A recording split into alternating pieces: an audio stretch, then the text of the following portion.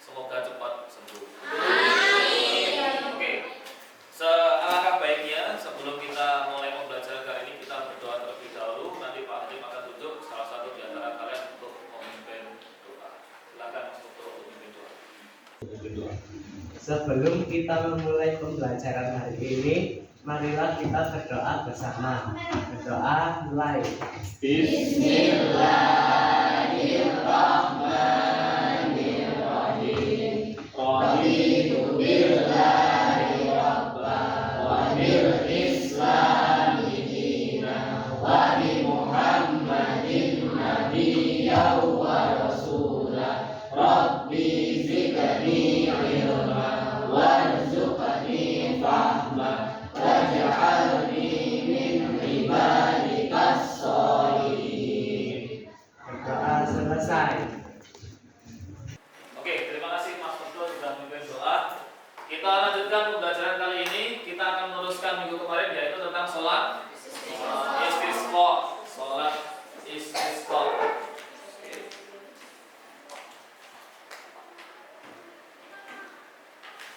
Tapi sebelum ke sholat istisqa, mari ada sebuah game.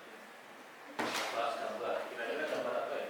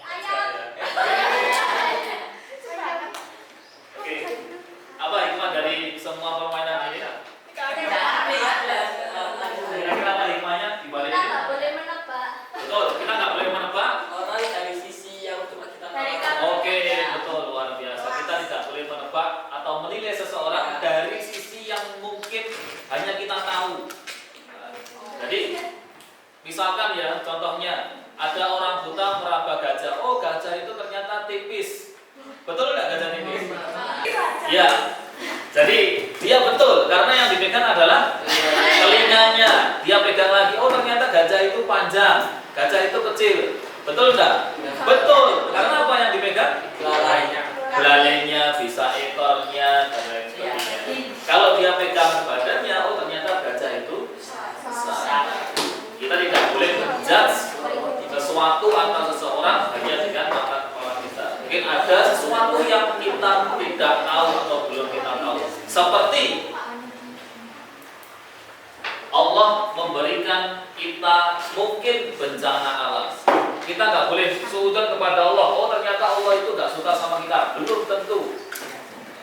Pasti di balik bencana, pasti di balik kejadian ada hikmahnya. Seperti yang nantinya kita akan pelajari tentang sholat meminta hajat.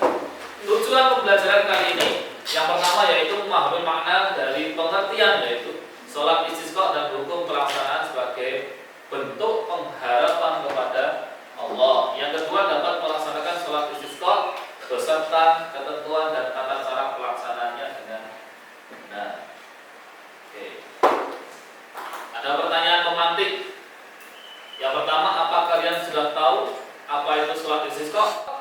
Oke, silakan berdiri. Sholat memanggil hujan. Sholat memanggil hujan, betul. Nah, sholat istisqa itu adalah sholat untuk meminta, ya, tepatnya meminta hujan. Yang nomor dua, pernahkah kalian melihat orang melaksanakan sholat istisqa? Ada yang sudah pernah? Belum ya? Belum. Alhamdulillah di Malang itu tidak pernah terjadi yang namanya kekeringan sehingga kita tidak pernah melaksanakan sholat istisqa. Itu patut kita syukuri. Tapi akan Pak Hanif gambarkan kemungkinan bagaimana sih terjadinya kekeringan itu. Ini ada beberapa video bencana kekeringan yang ada di Indonesia.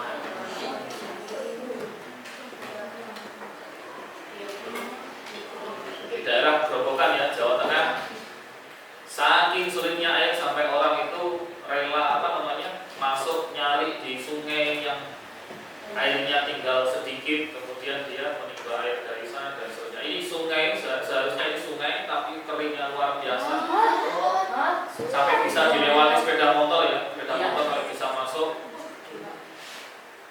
Ini gambaran ketika betul-betul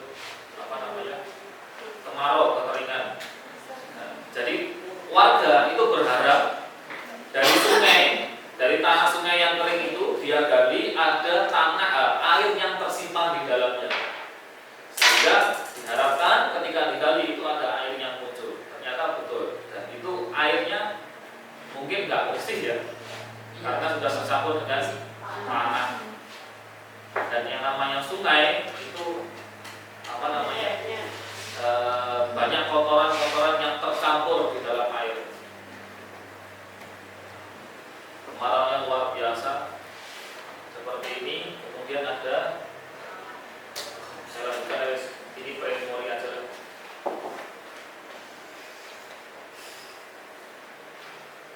Oke, gambar apa ini kira-kira? Menimba. Orang yang antri menimba air. Saking keringnya, cuma ada sisa satu sumber yang masih ada airnya, dan itu pun sudah ramai, banyak orang mengantri. Gak hanya di kalangan orang yang dekat, bahkan lintas desa pun banyak yang mengantri mengambil air di sana. Saking keringnya, hanya sekedar untuk minum, itu saja susahnya luar biasa, apalagi sampai digunakan mandi, cuci pakaian dan lain sebagainya. Kemudian yang ini bukan di Indonesia ya, mungkin ini di luar negeri. Di luar negeri, anak-anak yang mencari air diselopkan, sangat miris sekali. Kemudian yang terakhir ada gambar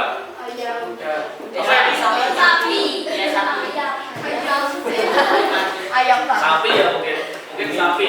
Yang pasti adalah hewan yang mati dan karena dia kelaparan atau kehausan.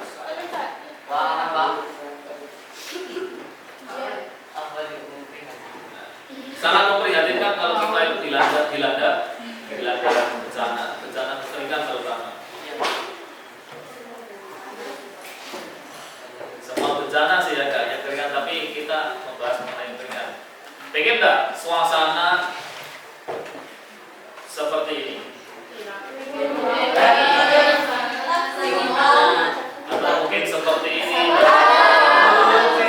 alam, kemudian tumbuh-tumbuhan itu bisa tumbuh secara subur, hijau luar biasa, banyak air di mana-mana dan semuanya.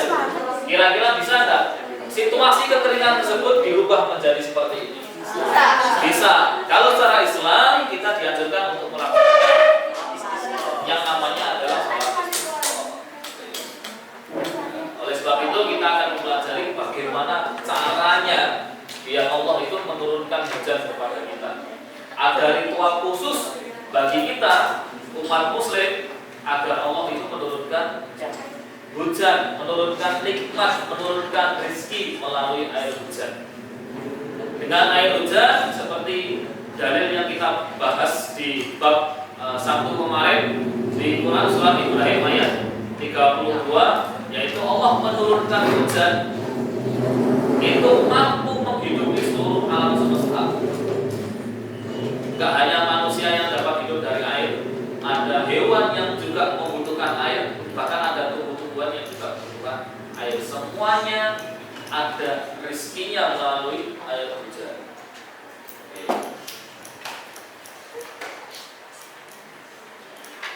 Selanjutnya, biar kita memahami lebih dalam tentang sholat istisqa, nanti Pak Hakim akan buat kelompok ya. Satu kelompok terdiri dari 6 sampai 7 orang, 7 anak, 7 anggota. Nanti tugasnya adalah membuat proposal sholat meminta hujan atau sholat istisqa di kampung halaman. Jadi kalian itu seolah-olah menjadi takmirnya masjid, menjadi anggota yayasannya masjid, yang ketika itu kampungnya sedang dilanda kemarau. menjadi takmirnya masjid, sehingga kalian punya inisiatif untuk melaksanakan sholat istisqa. Pelaksanaannya harus menggunakan proposal, dan proposal itu minimal berisikan seperti ini. Ada judulnya kira-kira apa kalian buat, kemudian tujuan pelaksanaannya apa, kalian melaksanakan sholat istisqa itu tujuannya apa. Yang ketiga ada waktunya kapan, ini harus jelas. Sekarang, besok, sore, pagi, malam, dan seterusnya. Dan harus sesuai dengan ketentuan syariat Islam. Kira-kira ada nggak waktu yang tidak boleh kita melaksanakan sholat? Ada. Nah, itu harus dihindari ketika melaksanakan sholat istisqa. Kemudian tempat pelaksanaan juga harus jelas. Kira-kira di mana kalau melaksanakan sholat istisqa tempatnya? Di lapangan, di masjid. Tapi yang paling tepat ada. Nah, nanti silahkan dicari di buku paket atau boleh mencari di internet kira-kira tempat yang strategis ya kita gunakan untuk melaksanakan sholat istisqa itu di mana. Kemudian ada struktur kepanitiaan, ada ketua, bendara, sekretaris, ada si perlengkapan, ada imamnya siapa, jangan sampai lupa imamnya, ada khotibnya, ada bilal, dan seterusnya. Kalian susun siapa yang menjadi ketua, siapa yang menjadi sekretaris yayasan atau takmir masjid, siapa yang menjadi bendaranya, siapa yang bertanggung jawab dengan perlengkapannya. Saatnya jam kelima. Kemudian siapa kira-kira yang kalian tunjuk menjadi imam? Imam ini boleh dari kalangan dari kalian, boleh dari mengambil ustadz dari luar.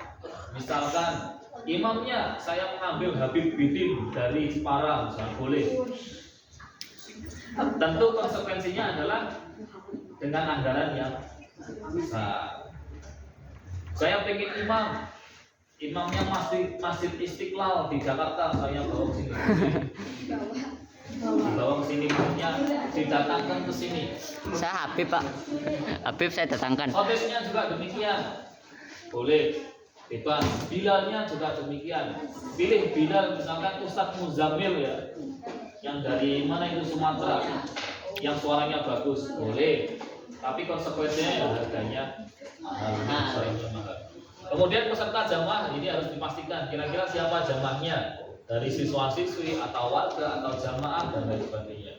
Kemudian teknis pelaksanaan dijelaskan, tata cara pelaksanaannya itu seperti apa, teknisnya seperti apa yang perlu disiapkan, apa yang perlu dibawa oleh jamaah dan sebagainya. Kemudian boleh ditambahkan, ini minimal ya, minimal. Jadi paling sedikit ini.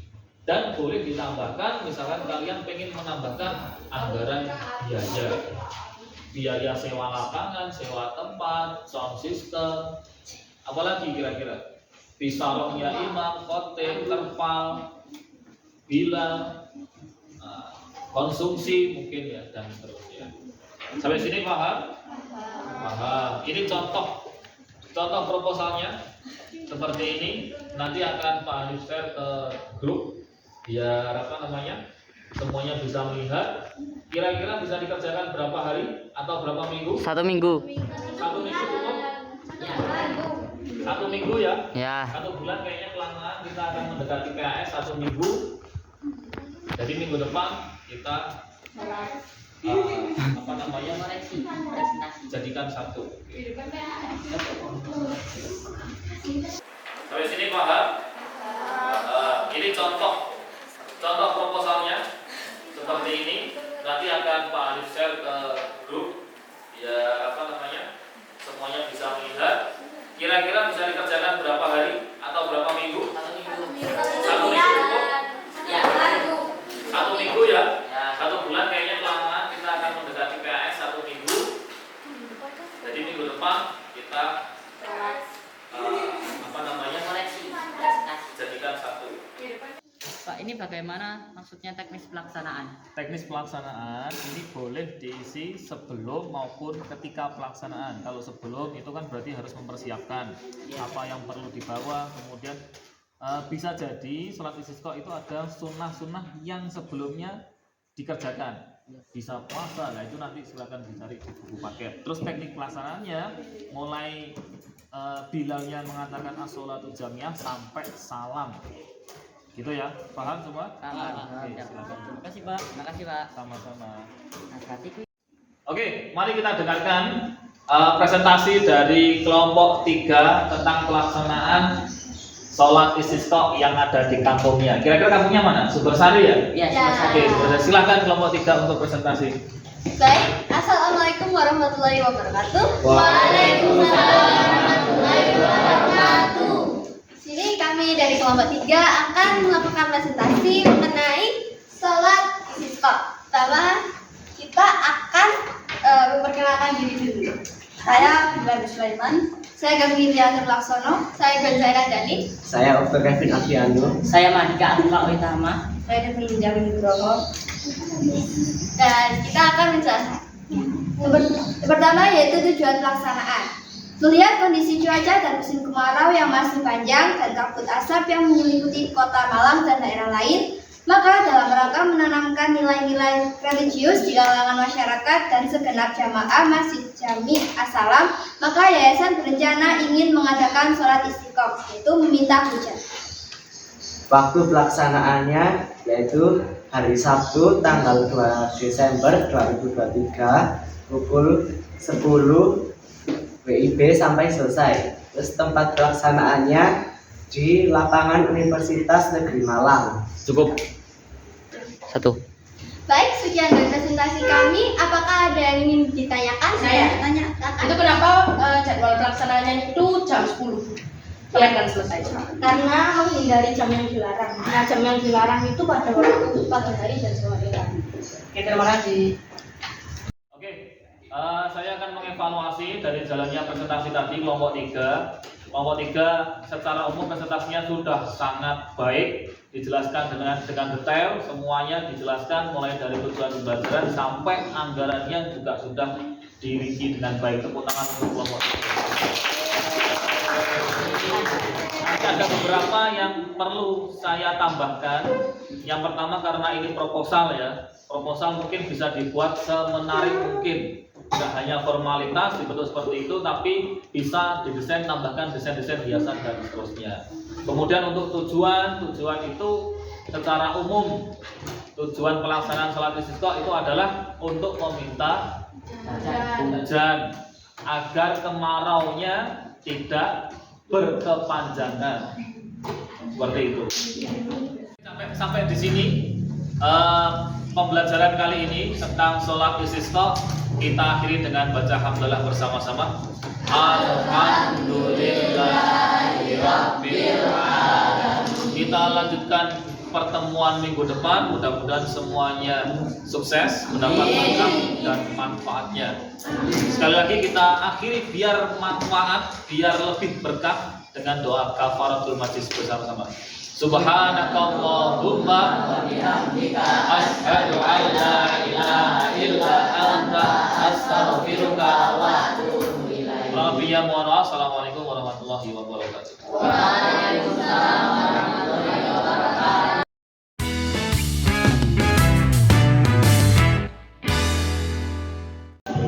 Assalamualaikum warahmatullahi wabarakatuh. Waalaikumsalam warahmatullahi wabarakatuh. Bagaimana kabarnya? Oke, kita lanjutkan proyek kita P5 ini hari yang kedua, melanjutkan di pertemuan yang kemarin. Temanya adalah bangunlah jiwa raganya dengan judul navigasi tantangan remaja. Tema ini mengusung untuk mengenal diri kita sendiri. Istilahnya adalah man ana, siapa kita, kekurangan kita itu apa, kelebihan kita itu apa. Untuk mengenal lebih dalam, kita itu punya kemampuan di mana, punya minat di mana. Ini fungsi dari proyek P5. Untuk rundown dalam proyek kita kali ini, yang pertama, kegiatan pertama adalah kalian membaca artikel tentang mengenal diri sendiri. Nanti akan saya share linknya tentang artikel mengenal diri sendiri. Yang kedua, di kegiatan kedua kalian nanti mengerjakan LKPD 2 yang di dalamnya sudah ada teori dari Johari Window untuk mengenal diri kita sendiri. Seperti apa teorinya nanti kita bahas di slide berikutnya.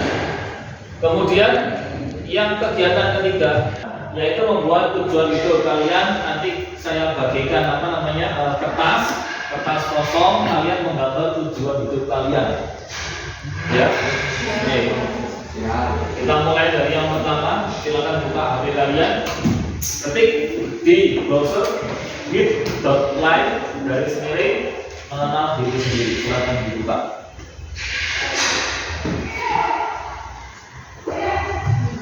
Sudah bisa? Kalau sudah bisa, silakan dibaca artikelnya seperti apa cara mengenal diri kita sendiri, membangkitkan semangat dari minat dan bakat kita. Ya, silakan dicari. Silakan.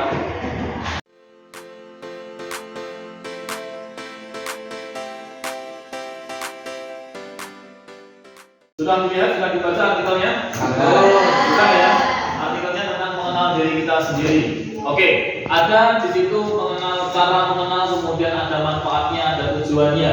Kira-kira yang telah kalian baca, apa manfaat dari mengenal diri sendiri? Ada yang tahu? Saya Pak, Oke, silakan Bima. meningkatkan rasa cinta dari diri kita sendiri. Meningkatkan rasa cinta dari diri kita sendiri. Oke, tepuk tangan untuk Bima. Dari jawaban yang pertama tadi, untuk memperkenalkan diri kita sendiri, kira-kira ada yang lain nggak dari manfaat artikel kita membaca artikel tersebut? Saya Pak. Oke, silahkan Bima. Untuk mengenal kelemahan dan kelebihan kita.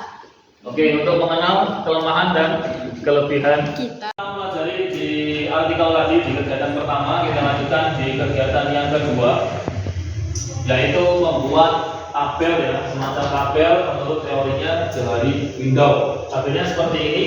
Di sini ada kotak yang warnanya biru, area terbuka, ada yang kuning, area tertutup, ada area yang tidak diketahui warnanya hijau, kemudian ada merah muda, pink spot. Maksudnya apa?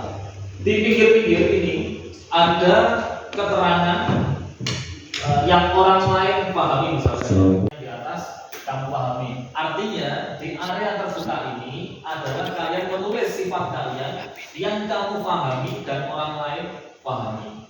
Kemudian yang di area tertutup ini kalian menulis sifat kalian yang kamu pahami tapi orang lain tidak paham.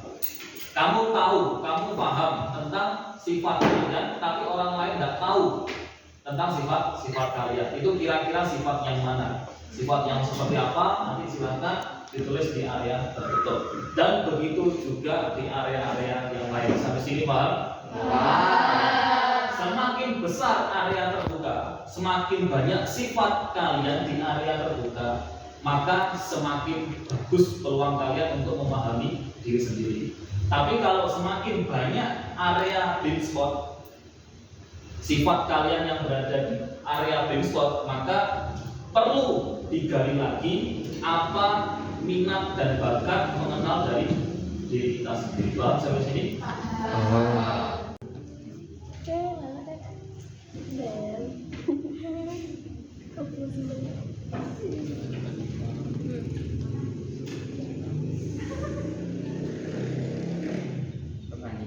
Kegiatan yang berikutnya, kegiatan yang ketiga yaitu membuat peta konsep digambar di kertas HPS, proses di mana kalian menuju ke tujuan hidup kalian.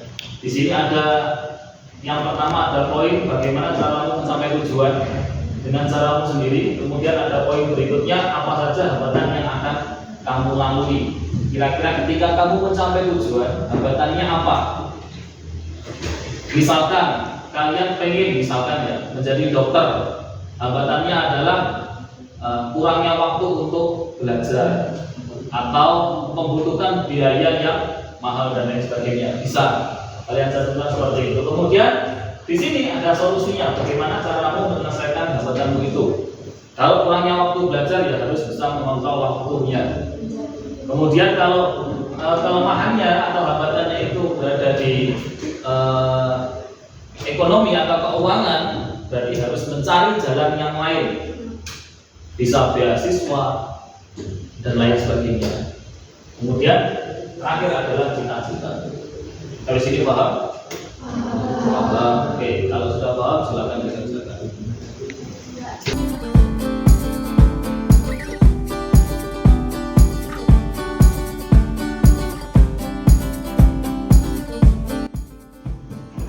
Oke, untuk pekerjaan ini membuat peta perjalanan kehidupan, apa namanya, bisa dilakukan di rumah ya.